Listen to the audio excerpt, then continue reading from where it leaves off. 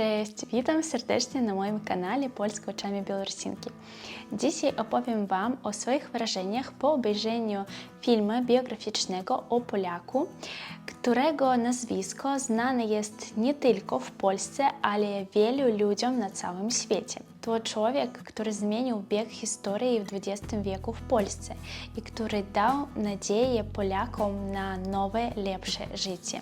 Właśnie film się taki nazywa Wałęsa – Człowiek z nadziei. Na uwagę zasługuje tylko ten fakt, że film ten wyreżyserował sam Andrzej Wajda. I oczywiście wziąłem pod uwagę Wasze liczne rekomendacje dotyczące obejrzenia tego filmu. Przyznam szczerze, że jako Białorusinka znałam tylko oczywiste fakty na temat Lecha Wałęsy. Znane wszystkim, że on był przywódcą partii Solidarność i prezydentem Polski. No i tyle. Dlatego oglądając film miałam tyle spostrzeżeń, odkryć, przemyśleń, że chcę się nimi z Wami podzielić. Zacznę od tego, że spodobał mi się pomysł reżysera, aby w fabułę wprowadzić włoską dziennikarkę Orianę Fallaci, która przeprowadza wywiad z Lechem Wałęsą. Dzięki czemu zbliżamy się do niego, możemy wysłuchać jego refleksji o sobie, a nie tylko zapoznać się z przebiegiem wydarzeń w tych trudnych dla Polski czasach. Co ciekawe, cały dialog powstał na podstawie oryginalnego dialogu z wywiadu, który Oriana Fallaci przeprowadziła z Lechem Wałęsą w 1981 roku w Gdańsku. Zaskoczyło mnie to, że początkowo planowano powierzyć rolę dziennikarki Monice Bellucci, ale ona zażądała na zdjęcia ogromnej kwoty, a budżet filmu był niewystarczający na takie kwoty. Ostatecznie dziennikarkę zagrała Maria Rosaria Maggio, która tak się odniosła do roli. Wielokrotnie mówiono mi, że jestem podobna do Fallaci. Nie tylko powierzchownością, ale także barwą głosu.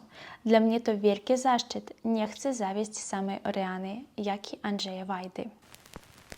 Już z pierwszych minut filmu przekonałam się, że Lech Wałęsa jest osobą niezwykłą, bo nie bez powodu reżyser ostrzega widzów, że ten człowiek pełen paradoksów i zaskakujący. Nie chce na rozmowę założyć wyprasowanej koszuli i krawata. Przerywa rozmowę i zadaje pierwsze pytanie. I to w zasadzie pytanie, ile mogę stracić na tym wywiadzie. Nic dziwnego, że po wywiadzie Oriana Fallaci powiedziała o Wałęsie. Wałęsa był próżnym, pretensjonalnym, pewnym siebie ignorantem. Swoją drogą obejrzałam kilka wywiadów z Lechem Wałęsą i mogę powiedzieć, że moim zdaniem aktor, który go gra, Robert Więckiewicz, robi to bardzo dobrze. Trafnie powtarza jego gesty, jego sposób mówienia, intonacje, akcenty w zdaniach i tak, zgadzam się, że z wyglądu nie jest bardzo podobny, ale jego prezentacja jest podobna do oryginału. Trzeba przyznać, że wydarzenia historyczne zostały ukazane w bardzo ciekawy i ogólnie zrozumiały sposób. Tak na przykład dla mnie były przydatne podpisy w datach, dla lepszego poruszania się po sekwencji wydarzeń. Bez nich nic bym nie rozumiała. Ogólnie tło historyczne, które zostało odzwierciedlone w filmie, jest w sumie bardzo ponure i smutne. Szare bloki, bieda, niedobory towarów, protesty, aresztowanie, morderstwa, czołgi przejeżdżające po ludziach, strach. To wszystko przytłacza przez cały film. Ale dla mnie to nie jest zbyt zaskakujące, ponieważ wielokrotnie słyszałam historie o czasach sowieckich od moich rodziców, dziadków i my też żyliśmy w tych warunkach komunizmu, niedoborów.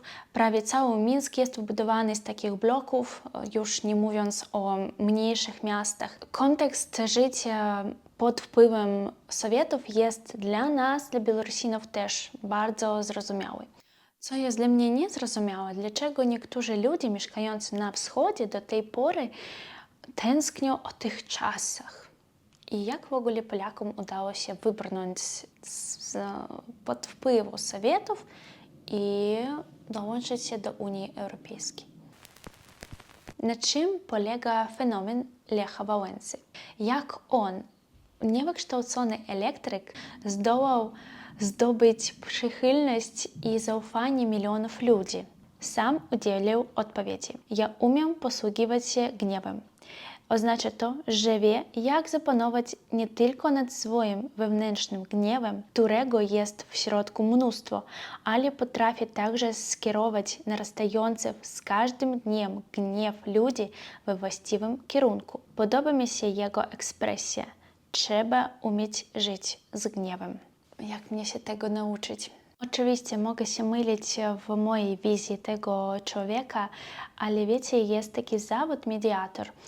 Ta osoba, która wie, jak rozwiązywać konflikty między stronami.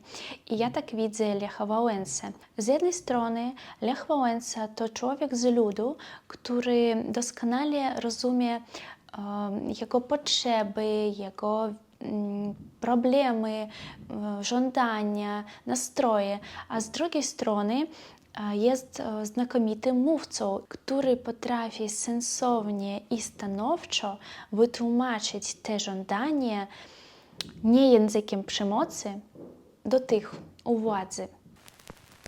Lech Wałęsa, mąż i ojciec.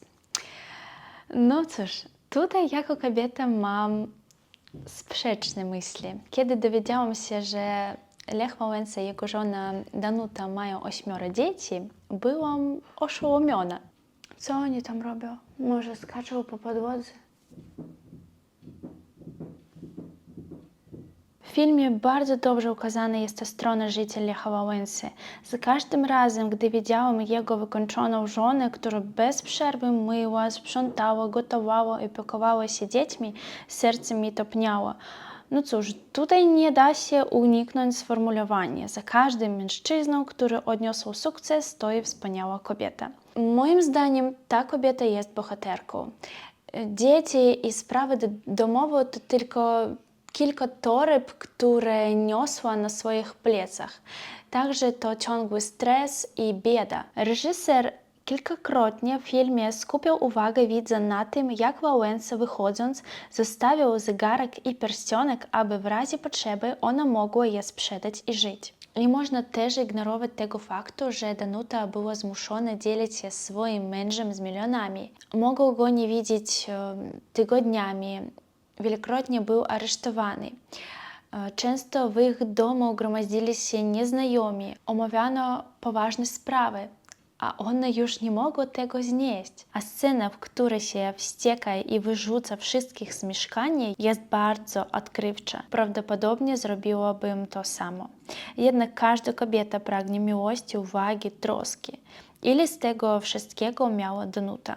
Tylko ona wie, ale wydaje się, że niewiele. A pod koniec filmu widzimy, jak ona się zmieniła w przestrzeni lat. Już spokojnie pozwala mężowi iść gdzie chce i śmiało mówi, że niczego się nie boi. I z jaką godnością przeszła upokarzającą kontrolę bezpieczeństwa na lotnisku, kiedy przywiozła mężowi Nagrodę Nobla z Norwegii. Zdecydowanie, gdyby nie ona, nie byłoby Lecha Wałęsy, którego znamy.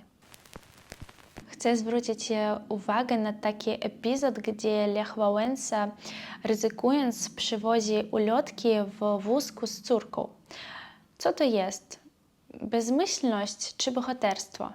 Kiedy go zatrzymano, a córkę trzeba było przywinąć w celi, powiedzieli mu: oszalałeś? Co tu robisz z dzieckiem? Na co odpowiedział: niech się uczy od małego, w jakim kraju żyje. Pamiętam, kiedy na Białorusi rozpoczęły się protesty, wyszło wiele osób z dziećmi, kobiety w ciąży i inni ich potępiali. Co wy robicie, dokąd idziecie z dziećmi? Na co słyszeli odpowiedź: po to i wychodzimy, że mamy dzieci, w trosce o ich przyszłość. Tutaj, jak mówią, jest kwestia sumienia. Szczególny klimat filmu nadaje muzyka. Niektóre piosenki tak mi się spodobały, że znalazłam ich i dodałam do swojej playlisty. Tak na przykład Kocham wolność chłopców z Placu Zabaw. Oj! Chłopców z Placu Broni. Oglądając film, uchwyciłam wiele scen z Janem Pawłem II. Zastanowiłam się wtedy, jaką rolę odegrał w tym ruchu i byłam zaskoczona, gdy przeczytałam w artykułach, że naprawdę wspierał ten ruch i był bardzo zaniepokojony losem swojego narodu. Na sztandarach ruchu często widniała twarz Jana Pawła II. Lech Wałęsa stwierdził, że papieska pielgrzymka w 1987 roku budziła w nas, Polakach, nadzieję na zmiany. Nie mam wątpliwości, że bez słów papieża, bez jego obecności narodziny Solidarności byłyby niemożliwe. Dlaczego mnie to niepokoiło? Znów wracając do tematu Białorusi, zwierzchnik Cerkwi Prawosławnej Białorusi nie był w solidarności z narodem, ze swoim narodem. On był w solidarności z prezydentem. A ponadto wielu ojców wypowiadających się przeciwko władzy zostało usuniętych ze swojego stanowiska. W Polsce pod różnymi względami wszystko potoczyło się inaczej, zupełnie inaczej. I na koniec powiem moje najważniejsze spostrzeżenie po obejrzeniu filmu. Zazdroszczę Wam, Polakom, że mieliście takiego człowieka jak Lech Wałęsa, ponieważ my, Białorusini, takiego człowieka nie mieliśmy. Człowieka, który znalazłby w 20 roku podejście do klasy robotniczej. W naszych fabrykach brakowało solidarności, aby zatrzymać proces pracy i zmusić władzę do negocjacji. Strajki były dokładnie tym, czego brakowało w tym roku. One rozpoczęły się, ale szybko zostały stłumione. Gdybyśmy mieli takiego człowieka jak Lech Wałęsa, wszystko mogłoby potoczyć się inaczej, ale to jest zupełnie inny temat do dyskusji. Dziękuję za obejrzenie tego filmu. Proszę o wsparcie kciukiem w górę.